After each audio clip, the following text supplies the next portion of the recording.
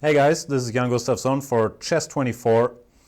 Today I want to have a look at the game Aronian against Carlsen, played in round 5 of the Sinquefield Cup. Now in every other tournament this would be kind of the game of the tournament. So world number 1, the world champion Magnus Carlsen, playing the world number 2 Levon Aronian, or at the very least the world number 2 before the tournament started. Because if you've been following the tournament, you might have seen that a certain Mr. Fabiano Caruana has currently 5 out of 5. He's crushing the competition. And he's playing at a level that I haven't seen for a long time, which kind of makes this game a bit of a side note. But still, it is Aronian Carlsen. It is a world champion with the black pieces, trying to get back into the tournament. Both these guys on -1 before the game. So let's see how it went. Aronian went for 1 d4. He's not an e4 guy. Carlsen played the move knight f6, as he tends to do. He's been very much a Nimzo, Queen's Indian type of player, as these arrows illustrate. Not all that well. He plays knight f6, and after knight f3 or c4 is pretty much a matter of taste and a matter of what you want to avoid. Maybe Aronian did not fancy the Budapest Gambit, which Magnus Carlsen might play, who knows. But after knight f3, Carlsen played b6, which you can only do after knight f3. After c4, b6 is not that good because white goes knight c3 and then queen c2 followed by e4 as an example. So he went b6, Aronian went for g3, bishop to b7, he went c4. And here comes a real slight surprise. Normal move would be e6 here, transposing to a theoretical line of the Queen's Indian. But Carlsen likes going his own way, especially against a feared theoretician such as Levon Aronian. He wants to take him into a position that is maybe less well known. So he went for the move g6, planning the double fianchetto. Aronian, of course, bishop g2, bishop g7, castles. Here, the white player chose this slightly strange-looking move, rook to e1. However, this is a useful move, and it's kind of asking black, what do you want to do? The normal line is a move knight c3, but then black knows what he wants to do. He wants to go knight to e4, exchanging some pieces and then developing with d6, knight to d7, maybe c5. So by delaying knight c3, Aronian kind of asks Carlsen to come up with a useful move. Carlsen came up with e6, the most useful he could think of. Now Aronian said, okay, e6 might weaken your dark squares a bit. I think rook e1 is more useful than your e6. Now we'll go knight c3. And after knight e4, which is the standard reaction, black cannot allow white to play e4. So after knight c3, he went knight e4, takes, and now bishop to g5, trying to cash in on the move e6 a little bit, attacking the queen. f6, not a very good idea here. It just weakens the black's king's position. So Carlsen went for the slightly awkward queen to e8. Queen to d2, planning to exchange the bishops. d6, here we go. Knight d7, natural enough. Rook c1, queen to e7, of course e8 was more of a temporary solution. And takes. It's time to take stock here. Opening phase is kind of over. White has a bit more space, but black, I believe, can be reasonably content as well. He has a flexible structure, and he already exchanged 2 minor pieces, which tends to help the side that has less space. So I believe this position is close to equal, which can be considered a success for the side with the black pieces. In this case, Mr. Magnus Carlsen.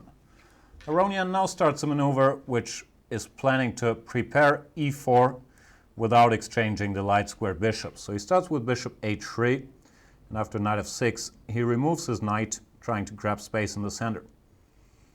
All of this pretty much is standard plan, but I don't think white is really asking that many tricky questions here. The bishop retreats before it's being hit, and after f3, when white wants to go e4 and then maybe d5, maybe e5, Carlsen determines the structure by going c5. This is good timing because white is not in time to go d5 yet, so he has to allow black to exchange on d4, as it happened in the game. And we have a typical hedgehog structure with some minor pieces exchanged, which should be alright for black. Rook d8, defending that weakness. Now the queen decides to leave its post on e7 and challenge the white queen, which is quite active on d4, by going queen c5. So far so good. Knight e3, queen c5, queen to c3. Rook d1 was also quite an option here. a5 stopping b4. The weakness of b5, as you can see by my beautiful arrows, is not that relevant because a white knight can't go there all that quickly. Rook ed1, h5, some more typical moves, putting pressure on this pawn and stopping a potential knight g4. And for the ending, maybe even preparing the push g5, g4. Now we reach the first critical situation. Rook to d3. Carlsen decides to go for the break b5. Very typical, trying to undermine the white c4 pawn, increasing his pawn majority in the center if this guy is exchanged. Aronian has not been in good shape in this tournament, and that's really the only explanation I have for his next move, which I don't like at all, and I believe his next move is already the root of his suffering in this game. Because as you can see, if you look at the lost and won, he went on to lose this game. He went for the move b3. I believe he had to play the move c takes b5, and after queen takes b5, go for the move queen to d2, attacking d6, keeping black busy. There were some lines here. Black is not in big trouble by any stretch of the imagination after a move like queen to e5, but white is still alright and he has some potential for his pieces. He can contemplate rook c7, he can contemplate a move like rook to b3. The position is probably roughly balanced here, but white very much has his own active chances.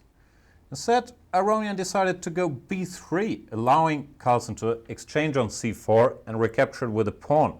Queen takes c4 was no longer so great because of queen to a3. So he did recapture with a pawn, and now the situation really has changed. Pawn on c4 could be weak. The open b file only helps black, who can occupy it much more quickly. This queen can never be challenged anymore with a future b4. Long story short, black is better. Bishop to c6, rook d1, rook d7, bishop g2, already a sign nothing is going all too great. Bishop g2 is not the most active move in the world, while Carlsen just improves his position with natural moves like rook to b8. And Aronian now correctly decided that he should try to release the pressure and exchange queens. Carlsen said, okay, it's fine, let's exchange, but on my terms, please. If you want to exchange queens, please improve my structure and exchange on e5. Aronian didn't do that, but he decided to weaken his own structure. He went f4 to force a queen exchange, but that leaves a new weakness on e4. Queen takes d4, rook takes d4. This ending might look nothing special, but it's really not the kind of position you want to end up in against Magnus Carlsen. Your pawns are a bit weaker, your king is a bit weaker, your pieces aren't coordinating all that well. So white has to suffer here, and there is no better grinder in the business than our Norwegian friend, the world champion. He went for rook c7, e5 might have been a way to initiate concrete actions, but I preferred this. Rook takes d6 is well met by bishop takes e4. So Aronian stayed passive for starters and went rook 1 to d2, at the very least safeguarding his second rank. Knight e8 defending d6. Both sides bring their kings. And here Aronian decided he's not really enjoying this passive defense. He wants to change the nature of the position, give a pawn for activity. It's a decision the computer doesn't approve, but practically, especially with time trouble looming, I believe it was a good choice because he activates his pieces and he gets some chances to play normal moves instead of waiting passively. So he gave this pawn with c5, d takes c, and rook c4. We can see now finally white has some targets of himself and he can improve his pieces a bit by e5. Still, a pawn is a pawn. White is one down. He's fighting for a draw, not for more. Bishop b5. Some other options here. Rook d7, the computer favorite. Carlsen played the natural bishop b5, rook c3, and c4. Here, Aronian, I believe this is the next critical moment, really committed an inaccuracy, which is hard to criticize him all that much for, because it's a natural move in time travel. He went for e5, activating this bishop. He should have started with the move rook to b2, pinning black. And black doesn't seem to have anything better than going rook to c8 back. Now e5. Black is not in time to go for this maneuver, which he could go in the game. And I believe white has pretty good chances to win his pawn back here and hold the game. Instead he played e5 immediately, allowing rook c5. I like this move, planning knight to c7, when it's not going to be so easy for white to get his pawn back. Knight to c2. Could argue about that move as well, but the task was no longer that easy. Knight to c7, knight d4, knight d5. White is nothing better than exchanging this guy. Bishop takes and rook takes. E takes was also possible, but the knight is quite a nice blocker for these passed pawns. So Carlsen went rook takes d5, still keeping his extra pawn, knight to f3, and he decided not to exchange rooks but keep them, and went rook c5. Still, the status quo is white is worse, but he has decent drawing chances, because the black pawns can't be pushed all that easily. Rook b2, fair enough. Rook d8. Black occupies the open d file in return. Knight to d2, keeping an eye on that c4 pawn, and also planning to jump to d6 via e4. Bishop c6, a good move, stopping knight to e4 and offering that pawn, but it can't really be taken because rook c4 runs into rook takes d2, winning a piece. This, I believe, is the next moment where we can really criticize Levon Aronian's play. I hate criticizing his play. He's such a great player, but he's not in great shape. He hasn't been for a while, and it shows in this tournament. Went knight b3, which is a cute move using the pin. That's not a good move, and it lands him into trouble again. King e3 was the best move. Now threatening rook takes c4, and it looks like white will be in time to recapture a pawn and everything would end peacefully. Let's say bishop d5, rook bc2, rook dc8, king to d4. It doesn't look like there's all that much that black can do. Aronian decided on knight b3, looks cute, but it runs into rook b8, counter pin. And he's in trouble once again. Rook to c2, breaking the pin, c3, nice move. Rook to b1 is forced, knight takes c5, c takes b2. Not a very good idea. So he had to retreat as he did. And now we can kind of see the point of his play. He's still hoping he will win a pawn back by knight takes c5 and rook takes c3. But Carlsen found a way to keep it going here, which would not have been available had he gone king e3 earlier. When rook b5, rook takes c3 and bishop to d5. And it turns out white is still losing a pawn because of all the pressure on the b file. a4 is a threat which can't really be parried by other means than moving this rook away. And after rook c1, bishop b3 takes. Black is once again a pawn up. Now this is kind of a typical situation. A rook ending, pawns on one flank, and black has a passed a pawn on the other flank. The evaluation of those is normally very close between it's a draw and the side with the extra pawn should win this. It depends on many details. I'm not all that sure how to evaluate this one. I've analyzed a bit and I couldn't find an easy save at the very least for white. First step is obvious. You want to put your rook behind the enemy passed pawn. Rooks belong behind passed pawns, not in front of them. Rook c8 check, king e7.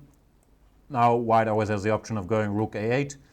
He decides not to do so immediately, but first went for king to g2. It's an interesting idea, trying to activate his king along those lines. The more obvious alternative was a move like rook a8, when after rook b2 check, white can just go king e3 because rook takes h2, rook takes a5, should end in a draw. Instead, black should try to keep his pawn with something like rook a2. This position is very hard to evaluate if it's winning or drawing. Rook a7 check, king e8. I believe white cannot go h4 because then black would push his pawn to a3, bring his king over, put his rook to a1, and eventually win because white cannot easily build a passed pawn on the king side, even if he picks up the f7 pawn while black is bringing over his king.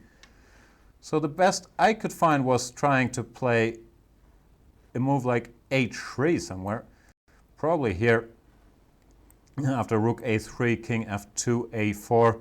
Still kind of a tough situation for white, but I believe he would have to go for something like this, check, king f3, a3, and hope to create counterplay with a later g4. It's not an easy draw by any means. Actually, it might be losing. I'm not quite sure after h4, for example. But this could have been the other try, which did not guarantee a draw, so it's hard to criticize Aronian for going king to g2, trying to activate his king on this path. Carlsen went a4, obviously pushing his a-pawn as far as he can. After king h3, he came up with a very interesting idea, which I'm not sure many people would have even thought of. Most of us would have probably gone a3 and take it from there, but that allows white to activate his king with king h4. No, I'm sorry, you should start with rook a8, stopping this, and it's not all that easy to make any progress, really. The rook can't move all that easily, and if the king tries to come over with king d7, now the idea becomes clear. The white king marches in and generates counterplay. So instead, Carlsen came up with something very interesting. He went for the move g5, giving a pawn back, and after f takes g, rook to b4, cutting off the white king. Very instructive idea. Once again goes to show you another golden rule. In rook endings, activity is more important than pawns. Don't sacrifice all your pawns in every rook ending you get from now on, but especially king activity is very, very key in any rook ending.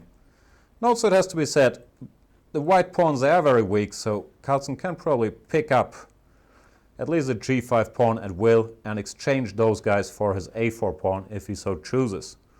Rook a8, rook g4, rook a7, king f8. I believe this might be the moment where Aronian committed the decisive mistake, or at least a very committal choice. He gave back his pawn yet again with g6. I think what he should have done is just play king to g2. Can't find anything better for black than going rook g5, rook a4, and rook e5. This rook ending, it should be a draw. It's 3 against 2 on one side. Black has more chances than you would normally have in a 3 against 2 because he has this passed e-pawn, which is not all that easy to deal with. If this e-pawn was on g6 instead of e6, it would be a dead draw at this level. But here it's not. Black can try this, but objectively I believe white really should hold this ending, and I believe Aronian should have tried this. In the game he went g6, f takes g. Now at the very least the black king is cut off on the 8th rank, but he does have the old problem of being a passed pawn down and the problem that the e5 pawn is very weak. So he tries to bring his king over to the queen side, trying to deal with his a-pawn. But that allows Carlsen to solidify the situation on the king side. King e3, king to e8, black king also thinking about going all the way. But after king d3, the white king kind of committed to the queen side. Now Carlsen started action on the king side with h4. And I believe this position is already pretty much lost. I couldn't find anything at the very least. He went king to c3. Cute little intermediate move, h takes g3. Not really losing a rook because of the king takes b4. g2 would be quite unpleasant, and black gets a new queen on g1. So Aronian, of course, retook on g3. But now after rook g4, I believe his position is pretty much hopeless. He played king d3, which loses immediately. It was said by some sources I've read that you should go king to d2 instead, with good saving chances, but I do not think that's true. I think black can just take on g3, after rook takes a4, play king f7, tending to go king g6, king f5, picking up this pawn. If white fights that plan by going, let's say rook a8, rook a6 is the same story, intending to counter king g6 with rook f8, which would in fact hold the game. But then black shifts gears after rook a8 and goes rook f3, Plan is to go rook f5 after anything white does. Let's say he goes king e2, rook to f5, attacking this pawn. After rook a5, now we're in time to go king g6 because the white rook is passive. Passive no good, as we remember.